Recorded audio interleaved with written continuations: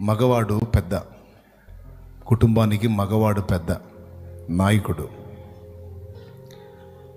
నేను ప్రభువుని తెలుసుకున్నప్పుడు నా ఫ్యామిలీకి నేనే గనక నా భార్యకి, వృద్ధులైన నా తల్లిదండ్రులకి, నా పిల్లలకి చెప్పుకొని ఫస్ట్ నేను మోకాళ్ళేసి వాళ్ళని పిలిచేవాడిని, రండి ప్రార్థన చేసుకుందామని. దేవుణ్ణి ప్రేమించి ఆయన్ని సన్నుతించటం నాకు చాలా ఇష్టమైంది. నాతో పాటు నా ఫ్యామిలీని కలిసి మోకరింపజేశాను. ప్లీజ్ ప్లీజ్ ప్లీజ్ ఒక్క మాట వినండి. నా ఫ్యామిలీ ఈరోజు ఒక చర్చిగా మారిపోయింది. ఆ చిన్న కుటుంబం ఒక పెద్ద కుటుంబంగా మారిపోయింది. నిజం. అంత ఆకర్షణ వచ్చింది ఆ కుటుంబంలో, అంత జీవం వచ్చింది. సంవత్సరాలుగా చేతబళ్ళని, మాంత్రికులని, సిద్ధాంతాలని, వాస్తు దోషాలని డబ్బు వదిలించుకున్నాం. యేసు ప్రభుని మొట్టమొదట నేనే తెలుసుకున్నాను. నా ఫ్యామిలీకి పరిచయం చేశాను. మా అమ్మని ఫస్ట్ బతిమాలాను. నా భార్య ఎటు నాతో మోకాళ్ళు వేసిద్ది.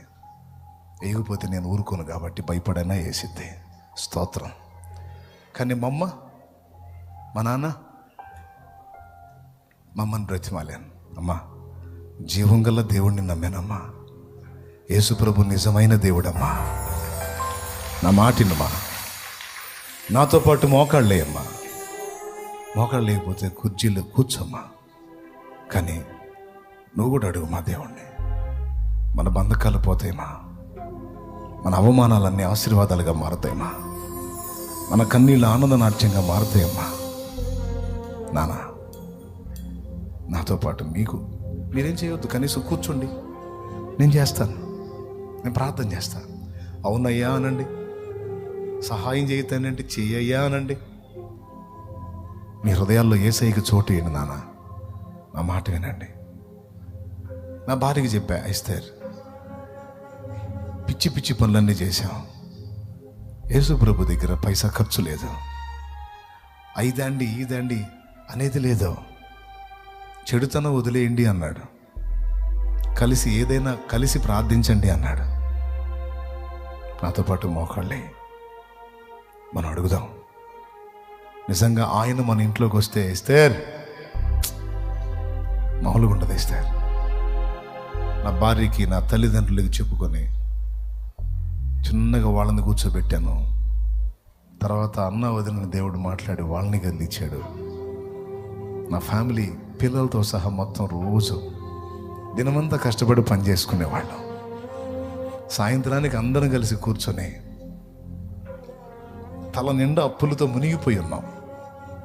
నిలవరమైన నివాసం లేదు, కడుపు నిండా ఆహారం లేదు, కఠినమైన పరిస్థితిలో ఉన్నాం.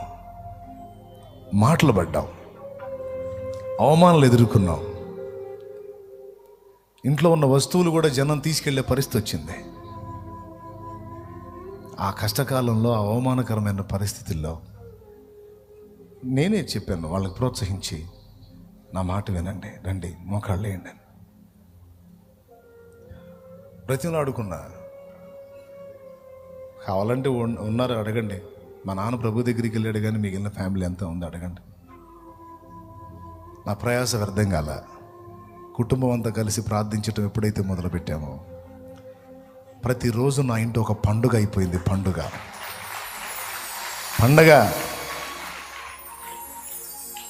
ఆశ్చర్యం.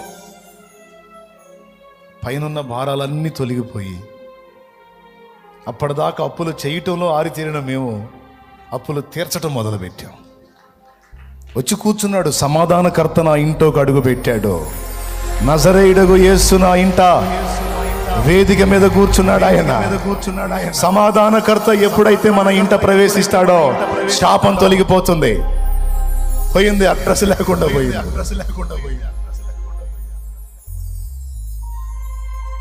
నాకు అనిపిస్తుంది ఇప్పుడు సేవలో బిజీ అయ్యి హడావుడి అవుతున్నాను, కానీ అప్పుడు నాకు చాలా బాగుంది. అప్పుడు చాలా బాగుంది. మీకు అందుకే ప్రేమతో చెప్తున్నాను, ప్లీజ్, మీ ఇంట్లో జబ్బుతో బాధపడుతున్నారా కుటుంబ సభ్యులు? డాక్టర్లకి వేలకు వేలు, లక్షలకు లక్షలు పోయటం ఎందుకు? కలిసి ప్రార్థన చేయండి. నీ సొమ్ము డాక్టర్లు తినే అవకాశం లేకుండా నీ కష్టం నువ్వే తినేటట్టు దేవుడు చేస్తాడు. నీ సొమ్ము నువ్వే తింటావు, పరుల పాలు కానివ్వనన్న వాగ్దానం ఉంది. స్వస్థపరుస్తాడు. డాక్టర్లకి అప్పులు తెచ్చి లక్షలు లక్షలు పెట్టడానికైనా ఇష్టపడుతున్నావు, కానీ కలిసి నలుగురు కలిసి ఆ వ్యక్తి కోసం కన్నీరు గార్చడం మాత్రం చేయట్లే. ఎందుకంటే నమ్మకం లేక, విశ్వాసం లేక. ప్లీజ్ మారు మనసు పొందండి, బాగుపడతారు, దీవించబడతారు. కూలిపోయిన కుటుంబ బలిపీఠాలు కట్టండి, దేవుని అగ్నిని పిలవండి,